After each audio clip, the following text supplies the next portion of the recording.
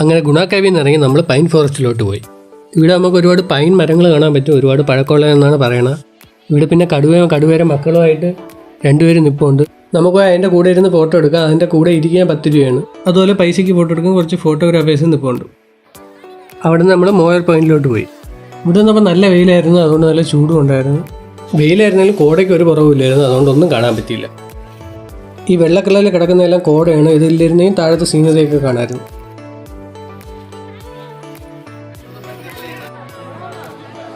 Moir point കണ്ടു കഴിഞ്ഞപ്പോൾ നമുക്ക് ഏകദേശം ഫുഡ് കഴിക്കാൻ സമയമാണ്. നമ്മൾ ഫുഡ് കഴിക്കാൻ പോയി. ഇവിടെ കോട എന്ന് പറഞ്ഞാൽ ചില സ്ഥലങ്ങളിൽ പോകുന്നത് നല്ല കോട വരും.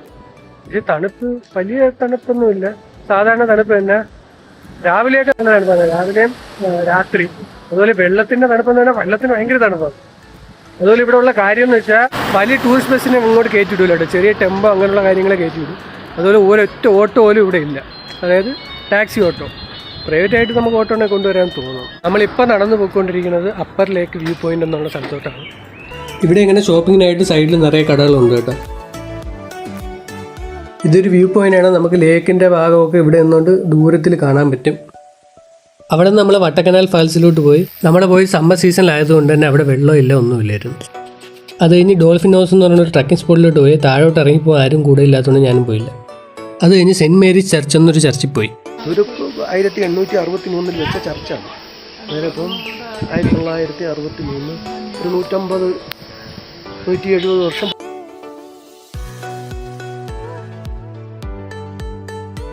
ഇവിടെ പിന്നെ നമ്മൾ ഒരുപാട് കുരങ്ങന്മാരെ കണ്ട്. പിന്നെ അത് കഴിഞ്ഞിട്ട് നമ്മൾ ചെട്ടിയാർ പാർക്കിലോട്ട് പോയി. അങ്ങനെ നമ്മളിപ്പം നിൽക്കുന്നതെന്ന് ചെട്ടിയാർ പാർക്ക് എന്ന് പറഞ്ഞ ഒരു പാർക്കിലാണ്.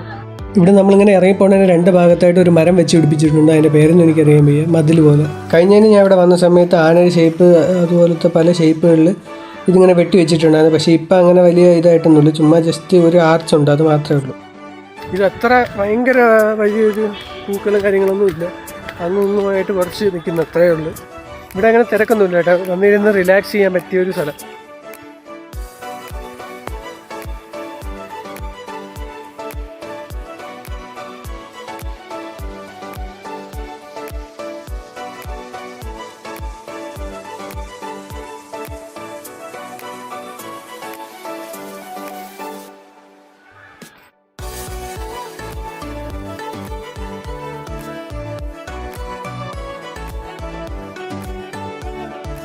അത് കഴിഞ്ഞ് നമ്മൾ കുറിഞ്ചി ആണ്ടവ ടെമ്പിളിലോട്ട് പോയി. അവിടെ നിന്നാൽ പളനി കാണാനാണ് പറയുന്നത്, പക്ഷേ കോട ഉള്ളതുകൊണ്ട് നമുക്ക് കാണാൻ പറ്റിയില്ല.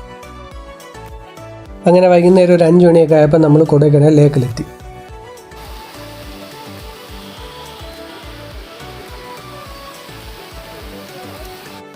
എന്നിട്ട് അവിടെ കുറച്ച് നേരം നമ്മൾ കാഴ്ചകളൊക്കെ കണ്ട് അങ്ങ് നടന്നു.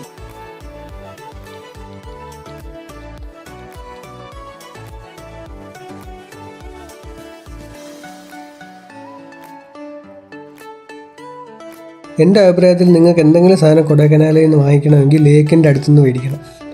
കാരണം 300 രൂപയ്ക്ക് ബാക്കിയുള്ള സ്ഥലങ്ങളിൽ പറഞ്ഞ ഹുഡിയാണ് ഇവിടെ ഈ ചേട്ടൻ 100 രൂപയ്ക്ക് തന്നത്. അതുപോലെ നിങ്ങൾ ഈ കാണുന്ന ഈ ഗെയിമിംഗ് സെൻറ്ററിൻ്റെ സൈഡിൽ കൂടെയുള്ള ഈ വഴി കയറിപ്പോയാൽ 10 രൂപയ്ക്ക് ഗേൾസ് ഐറ്റം, കമ്മൽ, വള, സ്ലൈഡ് അങ്ങനെയുള്ള കാര്യങ്ങളും, അതുപോലെ 400 രൂപയ്ക്ക് കിലോ ചോക്ലേറ്റും കിട്ടും. കൊടൈക്കനാലിലെ ബാക്കിയുള്ള സ്ഥലങ്ങൾ വെച്ച് നോക്കാൻ നേരത്ത് കുറച്ച് വിലക്കുറവായിട്ട് എനിക്ക് തോന്നിയത് ലേക്കിൻ്റെ സൈഡാണ്.